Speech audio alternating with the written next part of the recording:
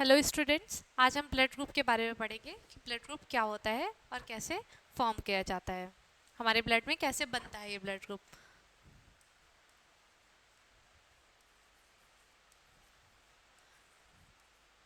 Blood group के बारे में हम दो जगह पढ़ते हैं, एक जेनेटिक्स पार्ट में पढ़ते हैं और एक कहाँ पढ़ते हैं, ह्यूमन फिजियोलॉजी में। ह्यूमन फिजियोलॉजी में भी हम इसे देखते हैं। जेनेटिक्स पे कहाँ पर पढ़ते हैं हम इसे, कोडोमिनेंस में। जब हम मेंडल के लॉज के बाद कोडोमिनेंस में आते हैं तब हम इसे पढ़ते हैं। और ह्यूमन फिजियोलॉजी में जब हम ब्लड की बात करते हैं, ब्लड की और ब्लड कोगुलेशन की, ब्लड कोगुलेशन की बात करते हैं तो हम इसको दोनों ही जगह पे पढ़ते हैं। हम अलग अलग जगह पे दोनों तरीकों को कैसे पढ़ते हैं इसको हम बताते हैं। जैसे जेनेटिक्स में हम इसको कोडोमिनेंस में पढ़ेंगे तो हम जानते हैं कि वहाँ पे जीनोटाइप्स की और फिनोटाइप्स की बात होती है। तो 6 जीनोटाइप्स ब्लड ग्रुप में टोटल हैं और 4 फिनोटाइप्स हैं। फिनोटाइप्स हैं टोटल 6 जीनोटाइप्स और 4 फिनोटाइप्स हैं। इसको हम क्यों ऐसे पढ़ेंगे, इसलिए यहाँ पे कोडोमिनेंस को जेनेटिक्स के अंडर पढ़ते हैं। और जीनोटाइप्स कौन कौन से हैं यहाँ पे, पहले हम ब्लड ग्रुप जानते हैं कौन कौन से ब्लड ग्रुप है। यहाँ पे ए, बी, ओ और ए बी, 4 फिनोटाइपिकल ब्लड ग्रुप है और टोटल 4 हैं। और इनका जो जीनोटाइप बनता है, ए को रिप्रेजेंट करने के लिए ए, बी को रिप्रेजेंट करने के लिए आई के पास बी और बी, ओ को रिप्रेजेंट करने के लिए आई ए और ए बी को रिप्रेजेंट करने के लिए। अब यहाँ पे हम आगे पढ़ेंगे कि आई ही क्यों यूज किया जाता है। तो जेनेटिक्स में जीनोटाइप और फिनोटाइप के बेस के कैरेक्टर में बात में हो रही है, इसलिए हम यहाँ पे रिप्रेजेंट करते हैं कि फिनोटिपिकल और जीनोटिपिकल क्या किस तरह से रिप्रेजेंट किया जाता है ब्लड ग्रुप को, हमने ये जाना। अब हम ह्यूमन फिजियो में बात करते हैं, जब ब्लड कोगुलेशन में, तो ब्लड में इनके इस तरह से पढ़ेंगे कि ब्लड ग्रुप कैसे डिफाइन होता है। तो इसमें एक एंटीजन होता है, डिफाइन करने के लिए एंटीजन जो प्रेजेंट होता है, based on antigen present on RBC. RBCs पे जो एंटीजन प्रेजेंट होते हैं उनकी वजह से ब्लड ग्रुप का डिसीजन कैसे होता है ये जानेंगे हम। तो जैसे ब्लड ग्रुप ए की बात करें तो इसमें कौन सा एंटीजन प्रेजेंट होगा, ए ब्लड ग्रुप में एंटीजन ए प्रेजेंट होगा। अच्छा, अब एंटीजन मॉलिक्यूल क्या होता है ये हम जानते हैं। एंटीजन मॉलिक्यूल, इसकी केमिकल कंपोजिशन क्या है ये जानते हैं हम। तो इसकी केमिकल कंपोजिशन है ग्लाइकोलिपिड। ये ग्लाइकोलिपिड मॉलिक्यूल है और जो ग्लाइको पार्ट है इसका मतलब होता है कार्बोहाइड्रेट, और कार्बोहाइड्रेट में ओलिगोसैकेराइड चेन अटैच होती है प्लस लिपिड कंपोनेंट अटैच होता है, इसलिए एंटीजन की जो केमिकल कंपोजिशन है वो ग्लाइकोलिपिड के नाम से जानी जाती है। अब ये जानेंगे कि आरबीसीज के शेप कैसे होते हैं और वहाँ पे शुगर्स, ये ग्लाइकोलिपिड की जो शुगर्स है ये कैसे अटैच होती हैं।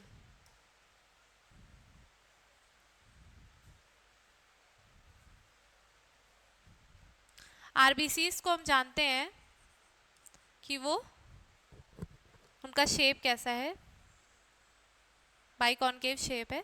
और उनकी जो फ्रेम शुगर है यहाँ पे हमें ये फ्रेमिंग शुगर है और इसके ऊपर टर्मिनल शुगर अटैच होती हैं।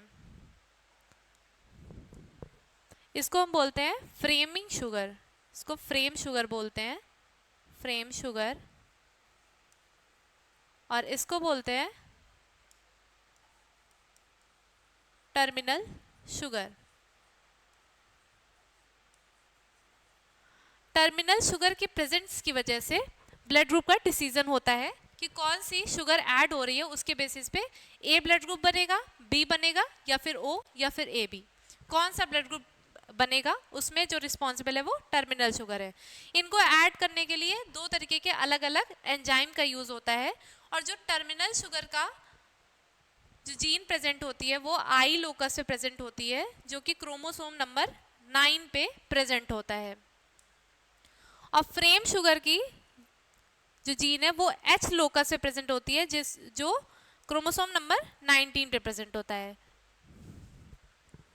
इसलिए आई लोकस की वजह से, क्योंकि टर्मिनल शुगर एंटीजन और ब्लड ग्रुप को डिफाइन करने के लिए रिस्पॉन्सिबल है, इसलिए जब हम इनका जीनोटाइपिकली प्रेजेंस देखते हैं तो इनका जो फॉर्म होता है ब्लड ग्रुप को रिप्रेजेंट करने के लिए, उसमें ये आई के फॉर्म में इस वजह से रिप्रेजेंट की जाती हैं, टर्मिनल शुगर की रिस्पॉन्सिबिलिटी होने की वजह से। अब हम आगे पढ़ेंगे।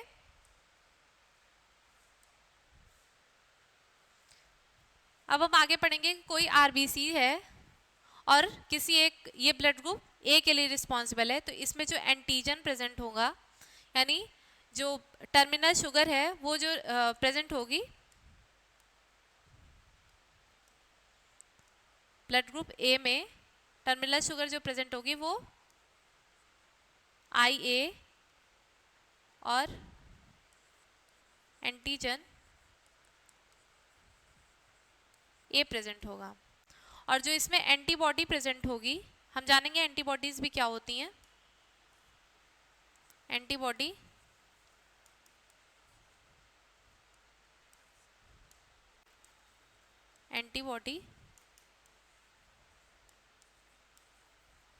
बी प्रेजेंट होगी। और अगर एक सेल है और उसका जो ब्लड ग्रुप है वो बी पॉजिटिव है, ये ए पॉजिटिव है, ये बी पॉजिटिव है, तो इसके पास जो एंटीजन प्रेजेंट होगा वो एंटीजन बी प्रेजेंट होगा, और इनकी जो एंटीबॉडीज है उसमें एंटीबॉडी ए प्रेजेंट होगी। ऐसा इस वजह से क्योंकि जो ए और बी है वो दोनों ही डोमिनेंस कैरेक्टर शो करते हैं, और जो ओ ब्लड ग्रुप है वो एक रेसेसिव कैरेक्टर शो करता है। रेसेसिव कैरेक्टर शो करने की वजह का मतलब है कि अगर बी के साथ इनके एलीलिक फॉर्म में अगर ए ब्लड ग्रुप को डिफाइन करने के लिए दो तरीके के जीनोटाइप्स हैं, जैसे कि ए और आई, जहाँ पे ये दोनों जीनोटाइप्स में भी रेसेसिव एक है। रेसेसिव जब दोनों कैरेक्टर में दोनों ही लोकस के पास होगा तभी वो अपने आप को शो कर पाएगा, लेकिन अगर एक हाइब्रिड फॉर्म में प्रेजेंट है तो वो रेसेसिव कैरेक्टर शो नहीं कर सकता है। और एंटीबॉडी बी प्रेजेंट होने का मतलब है कि अगर, क्योंकि ये भी डोमिनेंट है और ये भी डोमिनेंट है, अगर दोनों ही, अगर यहाँ पे एंटीबॉडी नहीं प्रेजेंट होगी और एंटीजन ए प्रेजेंट होगा, और कोई भी अगर blood group B blood group से लेकर अगर ए ब्लड ग्रुप वाले पर्सन में ट्रांसफ्यूज किया जाएगा तो वहाँ पे ट्रांसफ्यूजन की वजह से एग्लूटिनेशन हो सकता है और आरबीसीज डिस्ट्रॉय हो सकती हैं, और इनको बचाने के लिए एंटीबॉडी बी आती है, जो कि अगर किसी में कहीं भी किसी भी तरीके से दो गलत ट्रांसफ्यूजन हो गया है ब्लड ग्रुप का, तो वहाँ पे आरबीसीज को बचाया जा सके और उनकी शेप का डिस्टर्बेंस ना हो, इसलिए एंटीबॉडी का प्रेजेंट होना बहुत नेसेसरी है।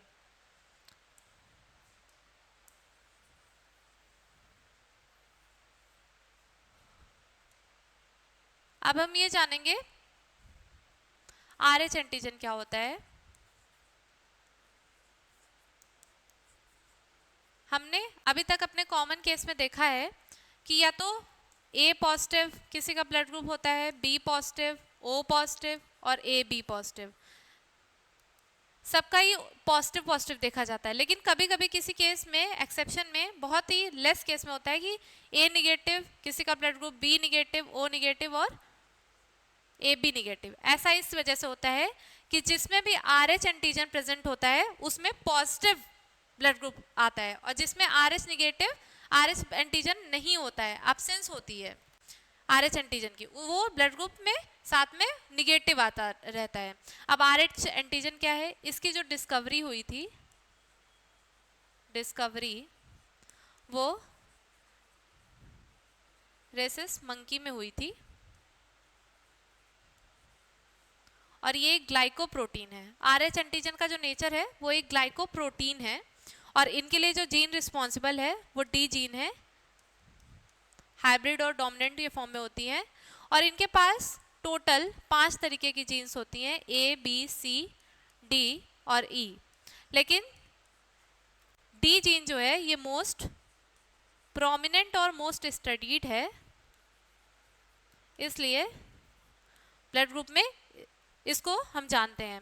तो जिनके पास RH एंटीजन है इसका मतलब उनके पास D जीन भी प्रेजेंट होगी और जिसके पास RH एंटीजन है उनके पास सारे ब्लड ग्रुप पे उनके साथ पॉजिटिव साइन की प्रेजेंस होगी और जिनके पास RH एंटीजन नहीं है उनके प्रेजेंस नहीं है उसमें जितने भी ब्लड ग्रुप है उनके पास निगेटिव साइंस होंगे और RH एंटीजन का इस तरह यूज हम यहाँ पे देखते हैं। हमने RH एंटीजन के बारे में भी जान लिया है। अब हम एक डिजीज के बारे में जानेंगे जिसे बोलते हैं एरिथ्रोब्लास्टोसिस फिटालिस। ये डिजीज एरिथ्रोब्लास्टोसिस